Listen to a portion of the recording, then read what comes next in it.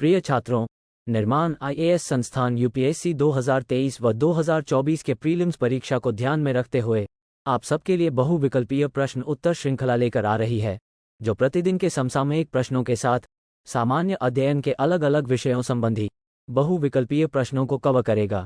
ये कार्यक्रम प्रतिदिन शाम 8 बजे हमारे YouTube चैनल पर प्रसारित किया जाएगा। आप अपने अनुभव और सुझाव हमें कमेंट बॉक्स के माध्यम से भेज सकते हैं। नमस्कार फ्रेंड्स, मैं विश्वजीत तिवारी निर्माण आईएएस के इस प्लेटफॉर्म से 2023 की इस एमसीक्यू सीरीज में आपका स्वागत करता हूं। हम इस एमसीक्यू सीरीज में इस बात का विशेष ध्यान रखते हैं कि बच्चे एग्जाम हॉल में क्वेश्चन को इलिमिनेट कर सके, क्वेश्चन को सही कर सके। हम सिर्फ आपको करंट अफेयर तैयार नहीं कराते, बल्कि करंट अफेयर की तैयारी के साथ साथ आपको क्वेश्चन को सॉल्व करना भी सिखाते हैं। तो आइए शुरुआत करते हैं इस सीरीज को। आज का हमारा पहला क्वेश्चन है, consider the following statements about right to be forgotten. ये न्यूज काफी चर्चा में रहा है और हम सभी जानते हैं कि what is right to be forgotten, ये करके बहुत चर्चा में रहा था। पहले ये न्यूज बेसिकली यूरोपियन यूनियन में एक एक्ट के तौर पर पारित हुआ, फिर भारत में भी ये आवाज उठने लगी कि right to be forgotten Bharat में भी पारित होना चाहिए। आइए इसके संदर्भ में देखते हैं ऑप्शंस को। पहला है, सर्वोच्च न्यायालय ने के.एस. पुट्टुस्वामी मामले में भूले जाने का अधिकार, राइट टू बी फॉरगेटन को जीवन के अधिकार के भाग के रूप में मान्यता दी है। Supreme court recognised the right to be forgotten as part of right to life in K S. Puttaswamy case. Second option है, भारत में व्यक्तिगत डेटा संरक्षण अधिनियम 2019 भूले जाने के अधिकार का प्रावधान करता है। अब यह व्यक्तिगत पर्सनल डेटा प्रोटेक्शन एक्ट, जो कि एसएन श्रीकृष्णा समिति के रिकमेंडेशन पे आया था, उसमें ऑप्शन कह रहा है कि उसमें भूले जाने के अधिकार, राइट टू बी फॉरगेटन का प्रोविजन करता है। आइए अगला ऑप्शन देखते हैं, भूलने के अधिकार का उपयोग तब किया जा सकता है जब विचाराधीन उद्देश्य अभिव्यक्ति की स्वतंत्रता के अधिकार के प्रयोग के लिए आवश्यक हो। तो ये तीन ऑप्शंस हैं। इसमें से कह रहा है कि ऊपर दिए कथन में से कौन सा कथन गलत है। जैसे ही आपको गलत या सही दिखे तुरंत उसको पहले घेर लेना है। तो ये कह रहा है कि कौन सा कथन गलत है। अब कह रहा है कि चार ऑप्शन है, इन चारों में से गलत कथन की पहचान करनी है। आइए ऑप्शन की तरफ चलते हैं, इसको समझते हैं। देखिए, के.एस. पुट्टुस्वामी केस भारत में बहुत ही बड़ा लैंडमार्क केस माना गया है और के.एस. पुट्टुस्वामी बनाम भारत संघ केस के ऐतिहासिक मामले में सुप्रीम कोर्ट ने राइट टू बी फॉरगेटन, भूले जाने के अधिकार को संविधान के आर्टिकल 21 के तहत जीवन के अधिकार के हिस्से के रूप में मान्यता दी है। अर्थात सुप्रीम कोर्ट ने ही राइट टू बी फॉरगेटन को संविधान के अनुच्छेद 21 में, जिसमें जीवन के अधिकार की मान्यता दी गई है, उसके तहत उसको मान लिया है कि right to be forgotten article 21 का भाग है। अब कहता है, सुप्रीम कोर्ट ने कहा था कि राइट टू बी फॉरगेटन कुछ प्रतिबंधों के अधीन था और इसका उपयोग नहीं किया जा सकता यदि संबंधित सामग्री निम्नलिखित के लिए आवश्यक थी। जैसे हम जानते हैं कि संविधान में कोई भी प्रावधान दिया गया है फंडामेंटल राइट से जुड़ा हुआ, तो उस पर युक्त प्रतिबंध भी है। अर्थात कोई भी फंडामेंटल राइट अब्सोल्यूट नहीं है, पूर्ण रूप से एकदम सत्य नहीं है, उसमें कुछ सीमाएं हैं। तो ऐसी ही सीमाएं राइट टू बी फॉरगेटन के संदर्भ में भी सुप्रीम कोर्ट ने बताई है कि व्यक्ति अगर कानूनी दायित्व की पूर्ति करना हो या फिर सार्वजनिक हित जुड़ा हुआ हो, जनहित में सूचना की बात हो, तो ऐसे में राइट टू बी फॉरगेटन को स्किप किया जा सकता है।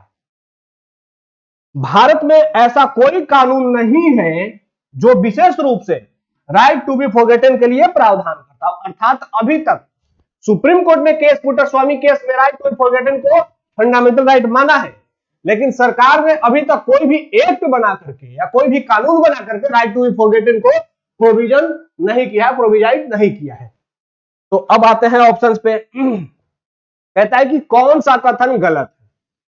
तो पहला, सर्वोच्च न्यायालय ने के.एस. पुट्टुस्वामी मामले में भूले जाने के अधिकार को जीवन के अधिकार के भाग के रूप में मान्यता दी, यह सही है, यह हमने अभी देखा, यह सही है।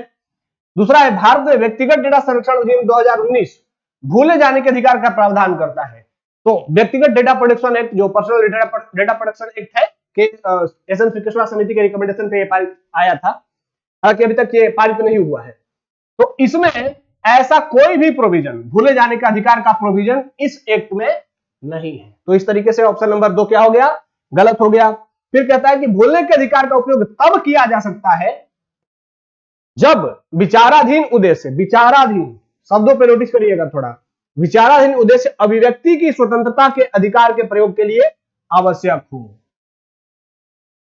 अभिव्यक्ति की स्वतंत्रता के प्रयोग के लिए अगर आवश्यक हो तो भूलने के अधिकार का उपयोग किया जा सकता है, लेकिन वो विचाराधीन उद्देश्य है, ठीक है। अर्थात अगर वो उद्देश्य अब्सोल्यूट होगा नेचर में तो उसका प्रयोग नहीं किया जाएगा। वो विचाराधीन उद्देश्य है व्यक्ति की स्वतंत्रता के अधिकार के प्रयोग के लिए तभी किया जा सकता है।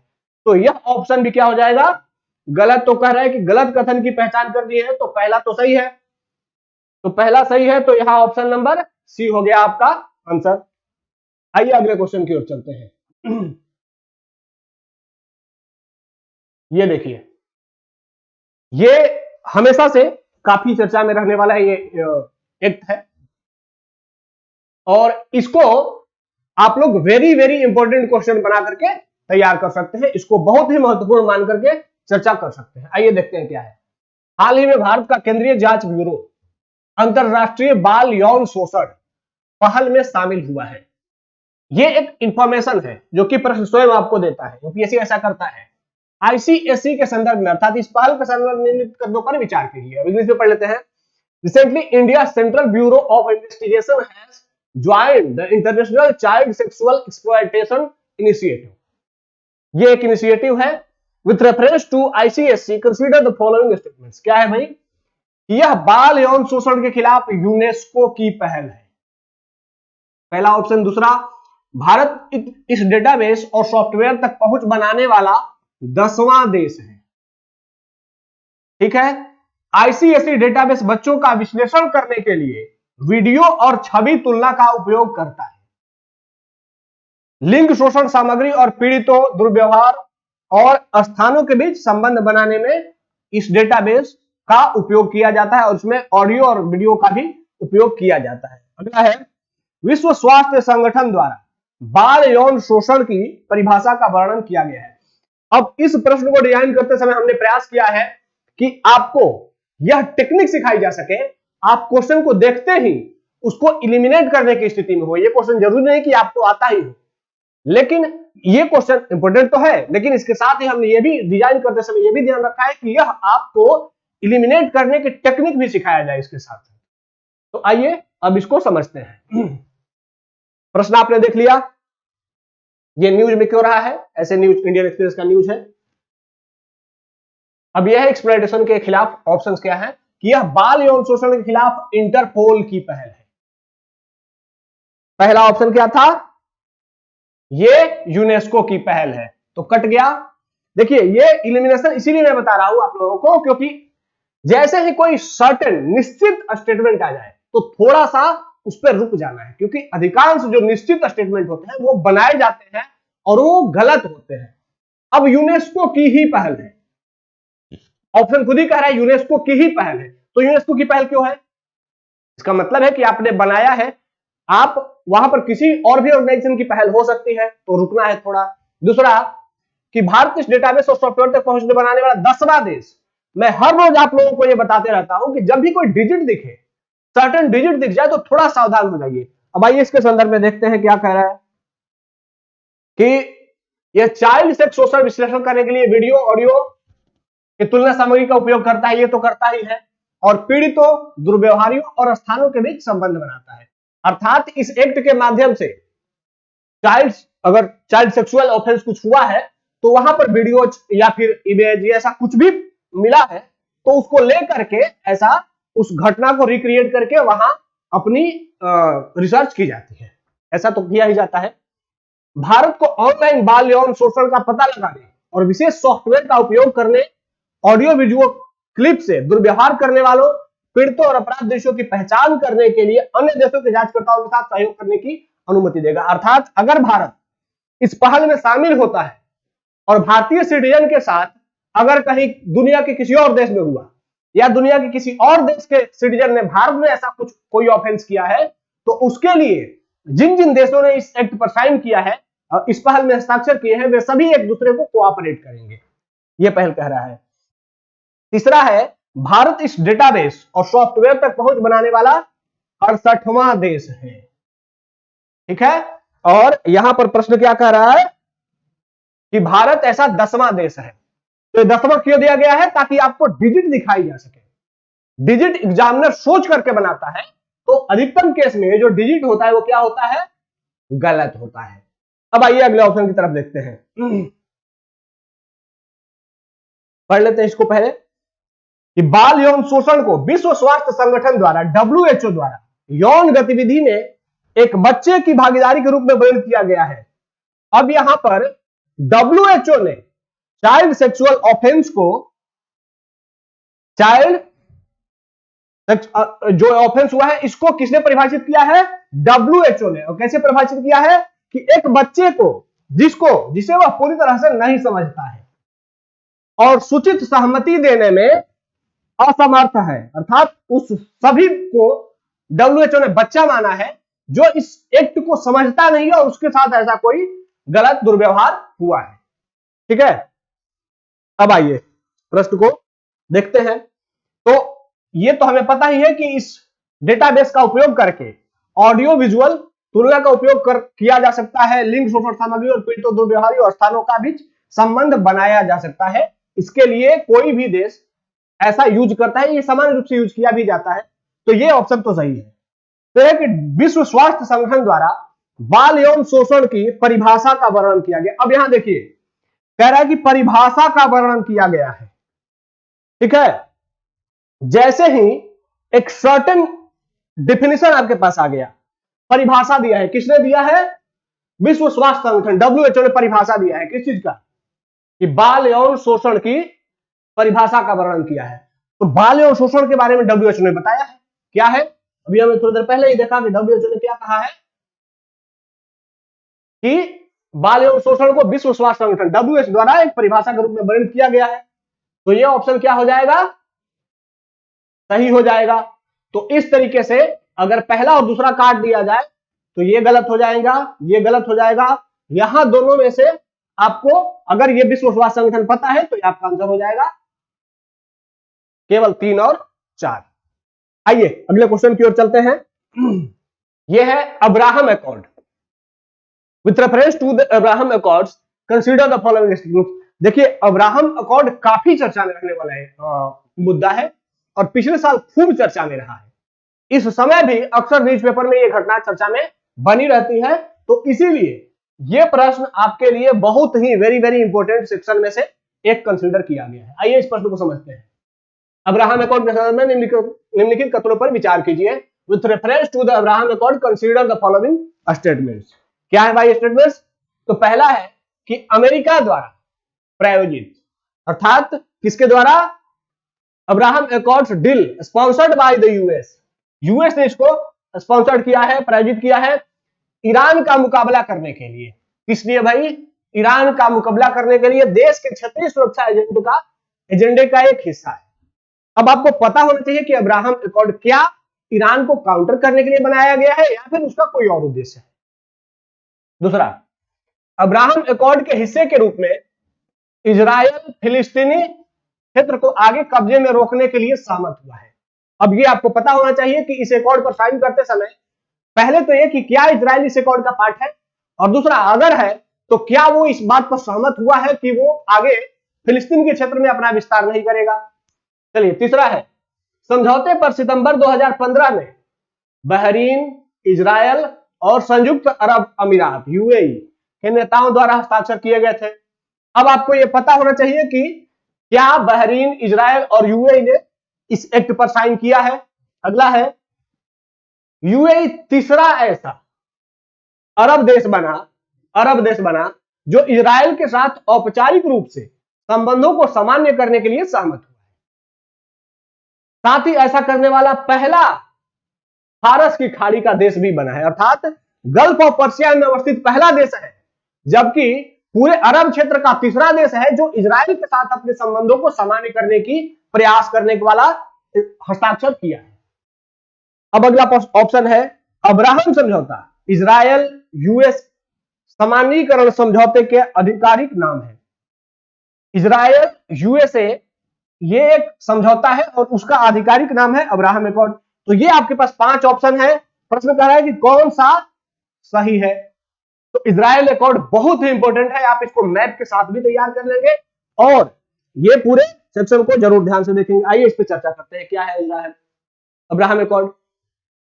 Abraham peace accord Israel UAE सामान्यीकरण समझौता का आधिकारिक नाम है। ये तो सही है कि इजराइल और यूएई के बीच जो राजनीतिक रिश्ते हैं उनको सामान्यीकरण करने के लिए अब्राहम एकॉर्ड जैसा एक कंसेप्ट लाया गया है। ये 13 अगस्त 2020 को, डेट नहीं पूछेगा, साल पूछ सकता है, को संयुक्त राज्य अमेरिका, इजराइल, संयुक्त अरब अमीरात ने एक संयुक्त बयान में इसके लिए सहमति व्यक्त की है। तो कौन कौन देश हैं अब्राहम एकॉर्ड में? यूएसए, इजराइल और यूएई। फिर है 1979 में मिस्र, 1979 में मिस्र और 1994 में जॉर्डन के बाद संयुक्त अरब अमीरात इजराइल के साथ संबंधों को औपचारिक रूप से सामान्यीकरण की सहमति करने वाला तीसरा अरब देश। तो इजराइल के साथ रिश्तों को सही करने वाला यूएई तीसरा अरब देश है और साथ ही ऐसा करने वाला पहला, बहुत इंपॉर्टेंट बात ध्यान रखिएगा, फारस की खाड़ी का देश बन गया है। अर्थात गल्फ ऑफ पर्शिया में अवस्थित देशों में।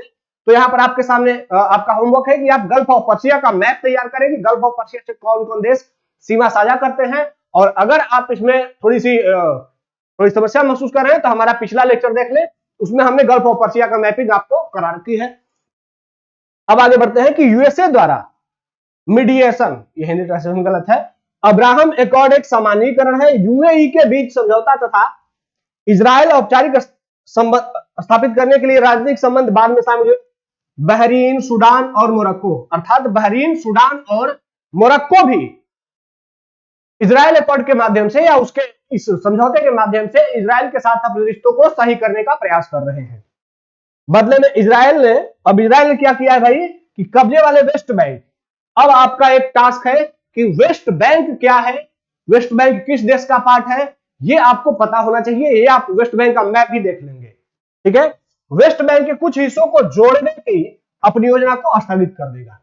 इजराइल ने क्या प्रॉमिस किया है यूएई को कि अगर आप हमारे साथ रिश्तों को सामान्य करते हैं तो मैं वेस्ट बैंक में, अब मैं बता ही देता हूं, वेस्ट बैंक बेसिकली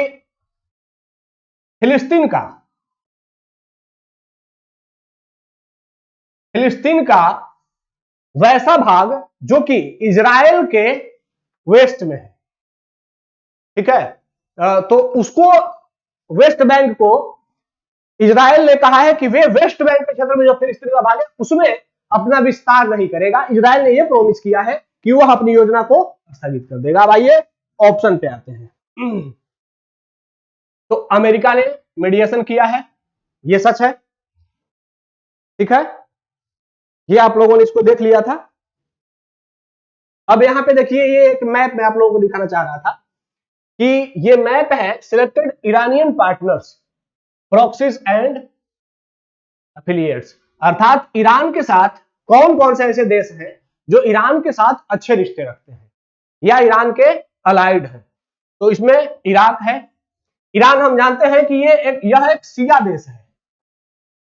तो शिया देश है, तो जहां जहां शिया हैं उनके साथ ईरान के रिश्ते अच्छे हैं।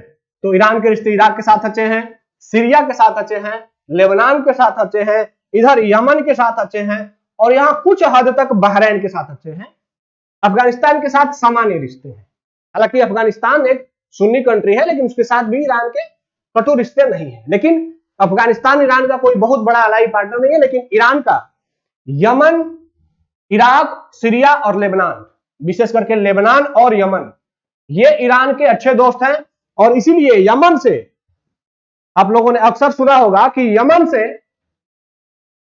सऊदी अरब पर बम्बार्डमेंट की जाती है। तो सऊदी अरब सुन्नी देश का प्रतिनिधित्व करता है और यमन शिया देश का। तो यहां ईरान के सहयोग से यहां पर बहुत सारे विद्रोही ग्रुप रहते हैं और वो सऊदी अरब पर हमला करते रहते हैं। इधर लेबनान से इजराइल पर बम्बार्डमेंट की जाती है ईरान के सहायता से। तो ये ईरान के प्रॉक्सी पार्टनर हैं। अब आ जाते हैं क्वेश्चन की तरफ। तो अब क्वेश्चन कह रहा है कि यह अमेरिका द्वारा प्रायोजित अब्राहम एकॉर्ड ईरान का मुकाबला करने के लिए देश की क्षेत्रीय सुरक्षा एजेंडे का हिस्सा था। क्या ये ईरान को काउंटर करने के लिए तैयार किया गया था? ये आपको पता होना चाहिए कि यह ईरान को काउंटर करने के लिए किया गया था कि नहीं किया गया था। तो ये ईरान के साथ काउंटर करने के लिए एक ईरान के जो अगेंस्ट अलाई है वो भी इजराइल के साथ ग्रुप बना रहे हैं, ये सही है। अब्राहम समझौते के हिस्से के रूप में इजराइल फिलिस्तीनी क्षेत्र के आगे कब्जे को रोकने के लिए सहमत हुआ है, ये सही है कि इजराइल ने प्रॉमिस किया है कि वो फिलिस्तीन में अपना विस्तार नहीं करेगा। तीसरा 2 सितंबर 2015 में बहरीन, इजराइल और संयुक्त अरब अमीरात के नेताओं द्वारा हस्ताक्षर किए गए थे। तो ये तो स्टेटमेंट गलत है, क्योंकि आपको पता ही है कि जब कोई भी ईस्वी सन या फिर कोई डिजिट दिख जाए तो वो मैक्सिमम केस में गलत होता है। 2020 है, 2015 दिया गया है। यूएई तीसरा अरब देश सही है जो इजराइल के साथ संबंधों को अच्छा कर रहा है और ऐसा करने वाला पहला गल्फ ऑफ पर्सिया का देश है। तो ये 4 नंबर ऑप्शन भी सही है, ये हमने पीछे चर्चा कर रखी है।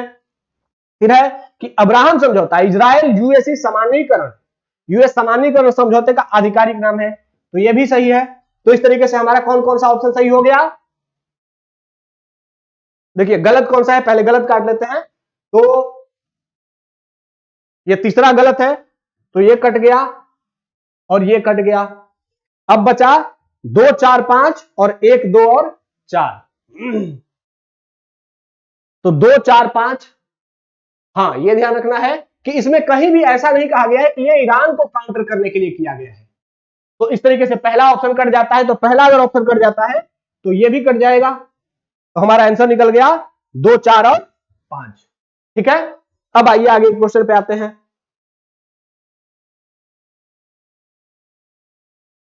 अगला क्वेश्चन है,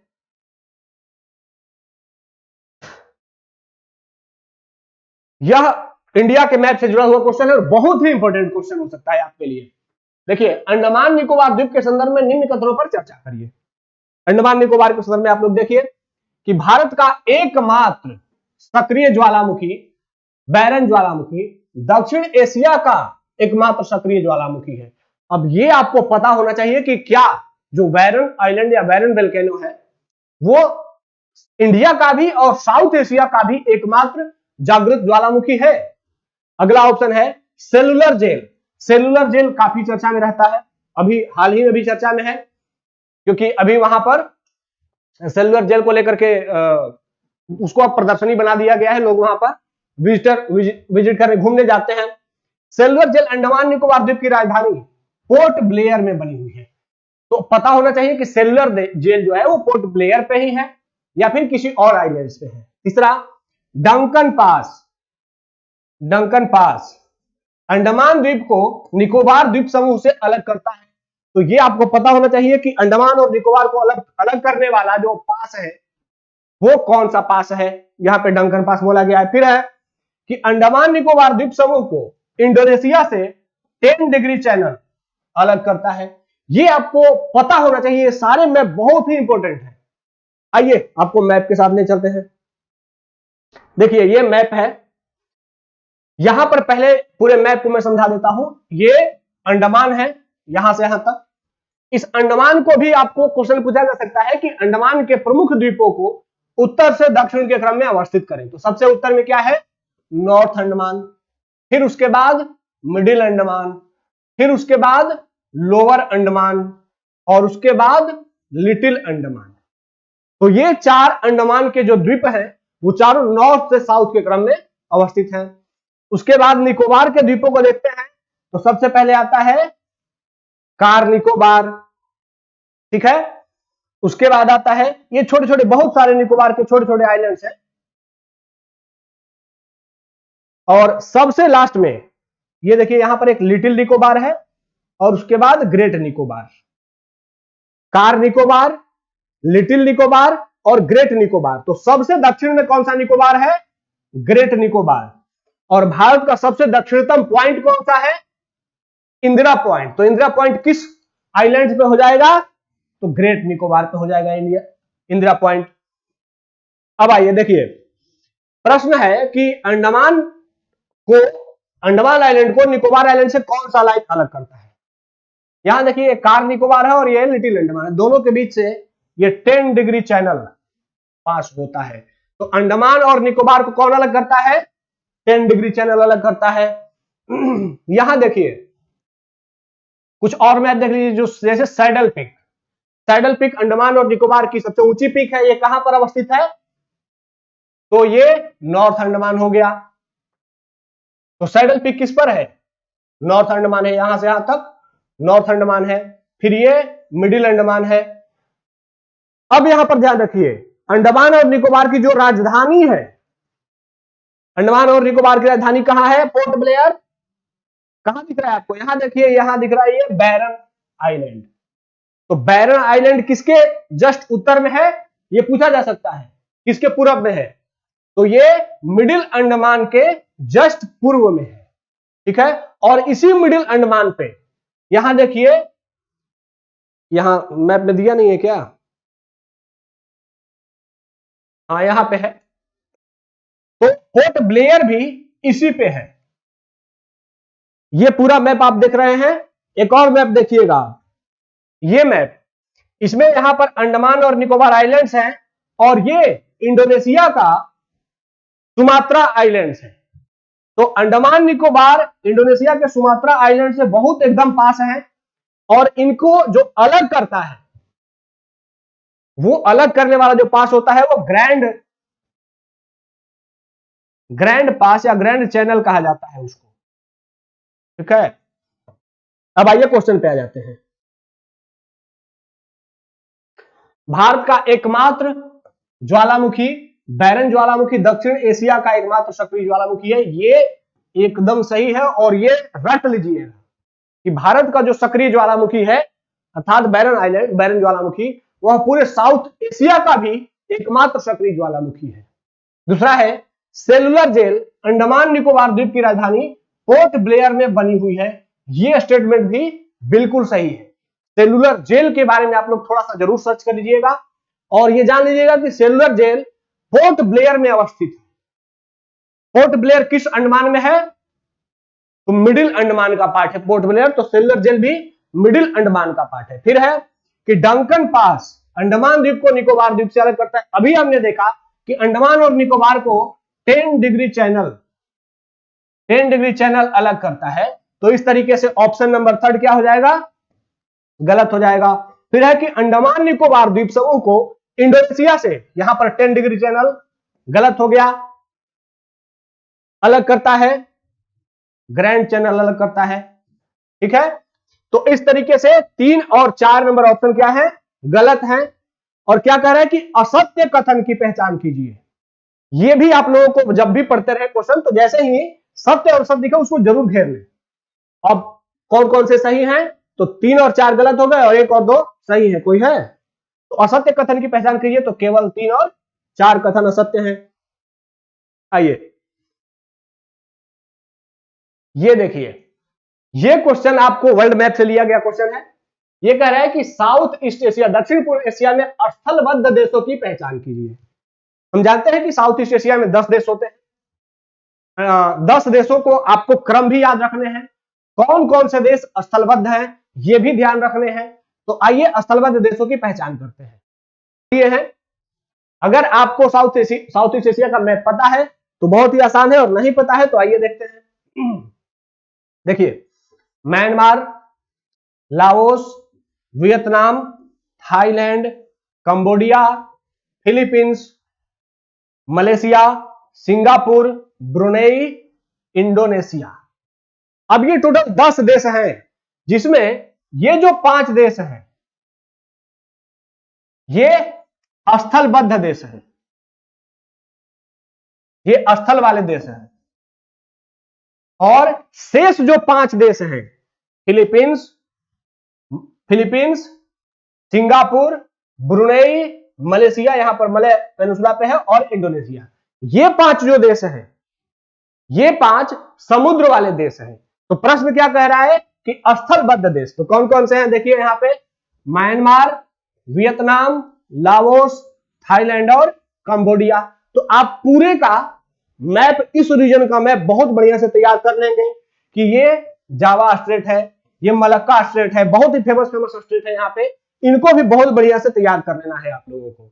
फिर ये साउथ चाइना सी है, ये ईस्ट चाइना सी है, दोनों के बीच में ताइवान और मुख्य चाइना भूमि के बीच में ताइवान और स्ट्रेट है, ताइवान ईस्ट चाइना सी और साउथ चाइना सी के बीच में है। ये पूरे क्षेत्र का मैप आपको तैयार करना है, ठीक है। अब आइए क्वेश्चन पे आ जाते हैं। तो दक्षिण पूर्व एशिया के स्थलबद्ध देशों की पहचान कीजिए। अब इसमें आइए, पहला म्यांमार सही है, थाईलैंड सही है, ब्रुनेई और फिलीपींस, ये दोनों के दोनों देश स्थलबद्ध देश नहीं है। वियतनाम सही है, थाईलैंड सही है, यहां मलेशिया और सिंगापुर नहीं है, ये ऑप्शन कट गया। वियतनाम सही है, म्यांमार सही है, थाईलैंड सही है, कंबोडिया सही है, तो ऑप्शन नंबर 3 हमारा सही हो गया। ऑप्शन नंबर 4 देख लेते हैं। कंबोडिया सही है, वियतनाम सही है, लेकिन यहां पर मलेशिया और फिलीपींस दे करके इन्होंने ऑप्शन को गलत कर दिया। तो इस तरीके से ऑप्शन नंबर 3 सही हो गया कि ये जो चारों देश हैं ये स्थलबद्ध देश हैं। अब आइए क्वेश्चन आगे, अगले क्वेश्चन की ओर चलते हैं।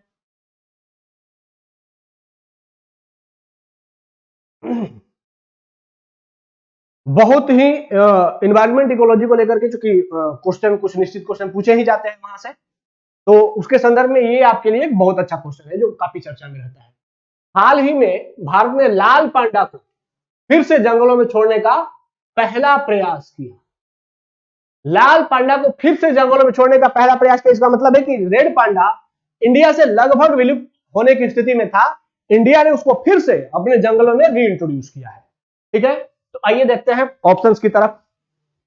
पहला ऑप्शन है असम में स्थित सिंगालीला राष्ट्रीय उद्यान में 5 साल की अवधि में लगभग 20 लाल पांडा को रिहा करने का प्रयास किया गया है। Singalila national park which is located in Assam will release about 20 red pandas in a period of 5 year. अगले 5 साल में 20 रेड पांडा को असम के सिंगालीला नेशनल पार्क में छोड़ा जाएगा। अगला है लाल पांडा को पारिस्थितिकी परिवर्तन के लिए संकेतक प्रजाति इंडिकेटर स्पीसीज के रूप में। अब आपके लिए प्रश्न हो गया कि इंडिकेटर स्पीसीज होते क्या है। सीधे सीधे पूछा जा सकता है, इंडिकेटर स्पीसीज से तात्पर्य है कि वैसे जीव या वैसा कोई प्राणी जो किसी भी क्षेत्र में रह रहा है तो उस क्षेत्र की इकोलॉजिकल कंडीशन को उसकी अवस्थिति से जाना जा सकता है। अर्थात अगर वह जीव वहां पर है तो इसका मतलब है कि इस क्षेत्र की इकोलॉजिकल परिस्थितियां बहुत अच्छी हैं, और अगर वो नहीं है तो इसका मतलब कि इस क्षेत्र में अगर वो पहले रहता था और अब नहीं है तो इसका मतलब कि इस क्षेत्र में कुछ ऐसी इकोलॉजिकल दुर्घटनाएं हुई हैं जो कि इस जीव के विलुप्ति का कारण बनी है। अर्थात यहाँ के जलवायु में कुछ परिवर्तन हुए हैं, यहाँ की स्थलाकृति में कुछ परिवर्तन हुए हैं, तो ये इंडिकेटर स्पीसीज के रूप में रेड पांडा को जाना जाता है। थर्ड ऑप्शन है रेड पांडा को IUCN रेड लिस्ट में गंभीर संकटापन्न अर्थात इंडेंजर्ड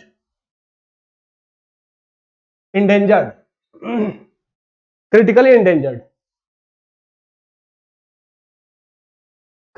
इंडेंजर्ड स्पीसीज के तौर पर प्राणी के रूप में सूचीबद्ध किया गया है।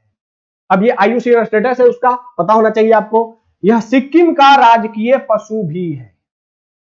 तो ये 4 ऑप्शन है, इनमें से कह रहा है कि कौन सा सही है। आइए इसको देखते हैं। ये यहां पर असम का सिंगालीला नेशनल पार्क है। यहीं पर अगले 5 वर्षों में 20 से अधिक रेड पांडा को छोड़े जाने का भारत सरकार प्रयास कर रही है। रेड पांडा का ये देख रहे हैं आप, कैसा है ये मैप है, देखिए इसके बारे में देखते हैं। सिंगालीला राष्ट्रीय उद्यान पश्चिम बंगाल के दार्जिलिंग जिले में समुद्र तल से 2300 मीटर से अधिक की ऊंचाई पर सिंगालीला रिज पर स्थित भारत का एक राष्ट्रीय उद्यान है। अब यहां पर प्रश्न में क्या पूछा गया है कि यह असम का राष्ट्रीय उद्यान है, तो पहला ऑप्शन यहां से आपका कट जाता है क्योंकि यह पश्चिम बंगाल का राष्ट्रीय उद्यान है।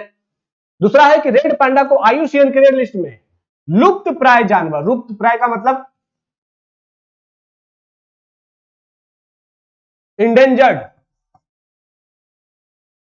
इंडेंजर्ड स्पीसीज के रूप में सूचीबद्ध किया गया है। फिर है कि लाल पांडा शर्मीला, एकांत और वनवासी जानवर है, एकांत पसंद करता है और पारिस्थितिकी परिवर्तन के लिए एक संकेतक प्रजाति के रूप में जाना जाता है। तो जो रेड पांडा है ये संकेतक प्रजाति के रूप में भी जाना जाता है, ये बात भी आपको पता होनी चाहिए। फिर है कि ये वैश्विक संरक्षण के लिए अपने महत्व के संदर्भ में सबसे प्रतिष्ठित प्रजातियों में से एक है। अर्थात वैश्विक संरक्षण के लिए अगर ये कहीं पर उपस्थित है तो ये इंडिकेट करा देते हैं कि यहाँ की जो जलवायु है बहुत अच्छी कंडीशन में। फिर अगला है कि लाल पांडा का अस्तित्व पूर्वी और उत्तर पूर्वी हिमालय सब अल्पाइन होना चाहिए था, ये थोड़ा सा हिंदी में ट्रांसलेशन ऐसा हो गया है, शंकु वृक्ष वनों और पूर्वी हिमालयी चौड़ी पत्ती वाले जंगलों के लिए महत्वपूर्ण है। अब यहाँ पे ये कह रहा है कि ये भारत में कहां पाए जाते हैं, तो पूर्वी और उत्तर पूर्वी हिमालय में, अर्थात पश्चिमी हिमालय में रेड पांडा का अस्तित्व नहीं है।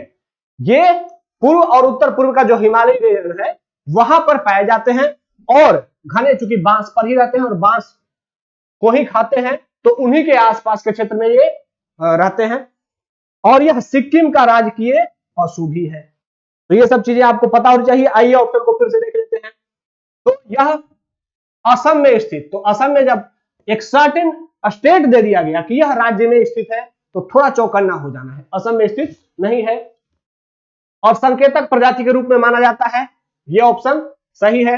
रेड पांडा को IUCN रेड लिस्ट में क्रिटिकली इंडेंजर्ड नहीं बल्कि इंडेंजर्ड स्पीसीज के रूप में माना जाता है, तो यह ऑप्शन भी गलत हो गया। और यह सिक्किम का राजकीय पशु भी है, तो इस तरीके से पहला गलत हो गया तो ये ऑप्शन कट गया, उपयुक्त सभी वाला ऑप्शन कट गया, और फिर तीसरा गलत हो गया तो ये ऑप्शन भी कट गया और ऑप्शन नंबर बी क्या हो गया, आपका आंसर हो गया। ठीक है, तो इस तरीके से आज हम लोग मई और जून महीने के पिछले साल के करंट अफेयर को कर रहे हैं। इस सेशन को और लगातार हम आपको इसीलिए लेकर के आ रहे हैं ताकि करंट अफेयर आपके लिए एक बहुत मजबूत उपकरण के तौर पर आपको हम तैयार करा दें, और इसमें हम लोग बहुत मेहनत कर रहे हैं। तो हमारे इस इनिशिएटिव से जुड़े रहें और इसका फायदा उठाएं। धन्यवाद।